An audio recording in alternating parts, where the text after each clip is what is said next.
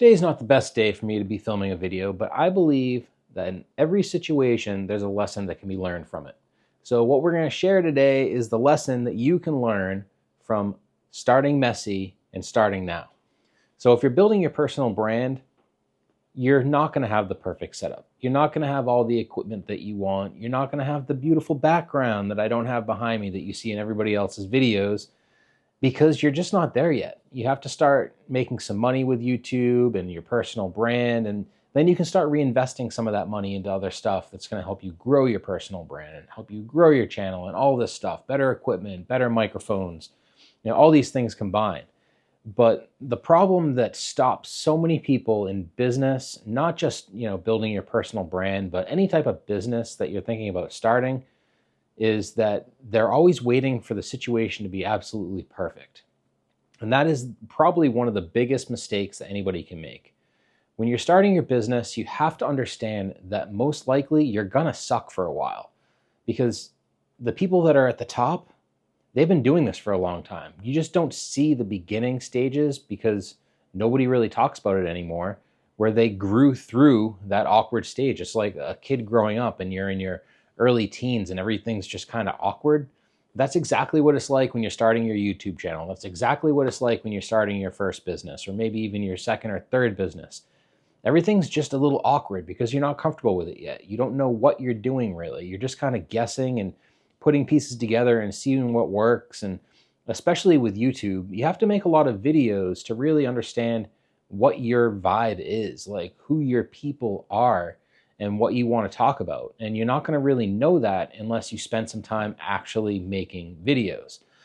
So start messy and start now, I think, is really the best advice that somebody can give you if you are looking to grow a personal brand specifically, because you just don't have everything put together yet.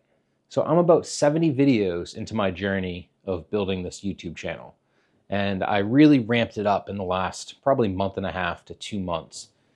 The reason that I decided to ramp it up is because I was kind of moving at a snail's pace. I was making a video once every week, 10 to 15 days, which wasn't very consistent. I wasn't really very polished. I wasn't, practicing, actually in YouTube. Practicing is actually doing the videos. You can make the videos and practice, but not actually post them, which is one thing. I highly recommend not doing that. If you're going to make a video, just post it. Like, even if you think it sucks, nobody's going to see it anyways. So who really cares in that sense? But let me give you a little bit of a story to help you understand why going through the motions are so important. Back when I was about 21 years old, so about 20 years ago, I got a job, one of my first jobs in sales. I think it probably was my first job in sales, working for a company called Kirby Vacuums. And if any of you have heard of Kirby, those are the guys that go door to door and sell your parents a $2,000 vacuum cleaner when they were just sitting home, having some drinks, and all of a sudden the next thing you know, they're financing a vacuum cleaner. Well, I did that job and I actually got pretty good at it. But there's a good reason that I got really good at selling Kirby vacuums.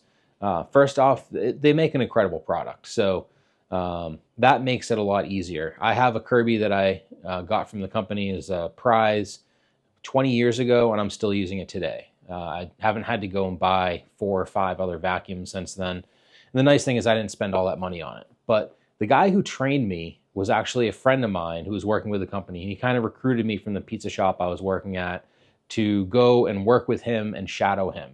So the deal was I wasn't going to take any shows. I wasn't going to do any demos until I traveled around with him for a full month. People don't typically get that opportunity when they're working for a company like Kirby. It's normally like you go shadow somebody for a couple of demos and then they just kick you out the door and tell you to make them proud. Well, my buddy Scotty was one of the top sellers in the entire country. I think he was top 1 or 2 in all of New England. So through shadowing him over the course of the month, I picked up a lot of key things like how he was doing the demos, the type of phrasing that he was using, how he was building rapport with people, because you're coming in and the idea is that these people are getting a free carpet cleaning and then you're going to show them a little bit about the vacuum. So you do the carpet cleaning, you vacuum it first, and then you show them how much dirt their vacuum missed, and then you do the shampoo, and it comes out and it looks great, and it really does. It looks fantastic by the time you're done. But that's where you have to take somebody who was literally trying to get something for free and turn them into a happy paying customer. Not just a paying customer, but you want somebody that's happy about it. Because if they call the company up in a week and say they want to return it, then your commission's gone. You got to drive back out there, pick up the machine, and then clean it all out and get it ready to be sold again. So the one thing that I got from him, and that is the key to this whole story, is he told me the goal at Kirby, or really any type of sales job like this, was to do 3 demos a day. You do 1 in the morning, 1 in the afternoon, 1 in the evening. And the reason is because you're typically driving, a half an hour to an hour, hour and a half from demo to demo. So you can only really get in 3 in a day realistically. He said, if you do 3 a day every single week, you're guaranteed that you're going to sell on average probably about 1 a day. But if you cut that back to do just 2 a day, then you're probably only going to sell 1 a week. And there's a really sharp drop off in the type of sales, or how many sales you get versus how many demos you do. And the main reason is because if you're doing 3 a day, and this is kind of what I went through when I did my 30 videos and 30-day challenge that I just challenged myself to do, was that when you start doing something 3 times a day, or videos like this, doing it every single day, you speed up in your execution and perfecting the craft or the art. So whether it be sales or something like this, you speed up at such a high rate and you get so much better so fast that you end up having much better success. So with selling these vacuum cleaners, if you're doing 3 demos a day, you're just smooth. You're walking into the house, you've already done 2 today, so you know exactly what you're talking about. You're kind of in flow and in rhythm. It's something they talk about in sales and business, is getting into your flow state. And that's where you're in the zone, right? So when you're doing 3 demos a day, you're in the zone. And it's the same thing with doing YouTube videos or really starting any business. If you're not doing it enough, you're never going to really get into the flow. You're never going to get into the zone. And especially if you're making videos, you never really develop your own voice. You're not really being you. You're always a little nervous, and it's just kind of weird and awkward like that. Like I said, like the teenage boy is just kind of like awkward, right? And that's what it is with YouTube as well. If you start making videos every single day, even if you do it like I did for an entire month straight, you get through that process of 30 days and you're like, okay, now I really feel comfortable on camera. Like I feel like, I can make contact with the lens without looking at the little flip out screen that's over to the right there. And I'm not feeling all just kind of weird and awkward about everything. I actually feel like I know what I'm talking about more so now than I did before I started that 30-day challenge. It's also going to improve a lot of other things. I made 30 thumbnails in 30 days. I edited 30 videos in 30 days. I did the color grading 30 times in 30 days. I did the audio editing. All of these things, you're doing it every single day, and it starts to ingrain that skill into you. So then when you go like this video today, I don't have a lot of time. I have a going away party because I'm moving tonight at 6 o'clock. So I have a couple of hours to shoot this video real quick, get it edited, make a thumbnail, and then get it all posted.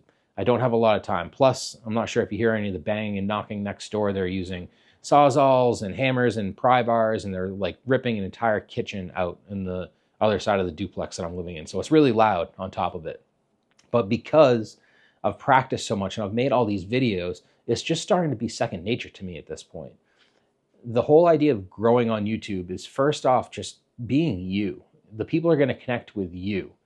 And once you get that down, then you can learn all the SEO junk and how to make the best thumbnail and use keywords in your titles, all the stuff that I'm starting to learn now and trying to get better at, because I don't have to think about, what am I going to talk about on this video? I can just come up with an idea at this point and just sit down and talk to you guys for 5 or 10 minutes. It's starting to get pretty easy. And then all the other stuff that you have to learn, the back end stuff, that's the stuff that I now have time to start putting effort and energy into learning. So start messy, start now, just start making videos, record them, make a thumbnail, post it, and get it out there. And you're gonna start getting better at it. And as you start getting better at it, you're gonna grow a bigger audience of people that are resonating with you and they wanna watch your content as it comes out every week or twice or 3 times a week like I'm doing right now. And just roll with it. You're gonna get better over time. And if you really, really, really hate those videos that you made in the beginning, You can delete them, or you can unlist them, or you can just hide them from everybody so they can't see it anymore. It's really not that big a deal. Just get the stuff out there, let the algorithm start to figure out who you are and the type of people that like your stuff, and then it's all kind of easy from there. So I will see you guys on the next video, probably on Monday. I am going into the home stretch of moving over the course of the next week and a half. So my life's going to be in turmoil, but I'm going to try to keep getting these videos out over the course of the next 2 weeks until I move into my place. And I might even throw some lives in there to help kind of make things easier, especially, I'm going to be on the road for 2 days, 3 days going down to South Carolina. So maybe we'll see some lives. I haven't done a live on this platform yet, and that'll be kind of fun. So thanks for watching, guys, and I'll see you on the next video.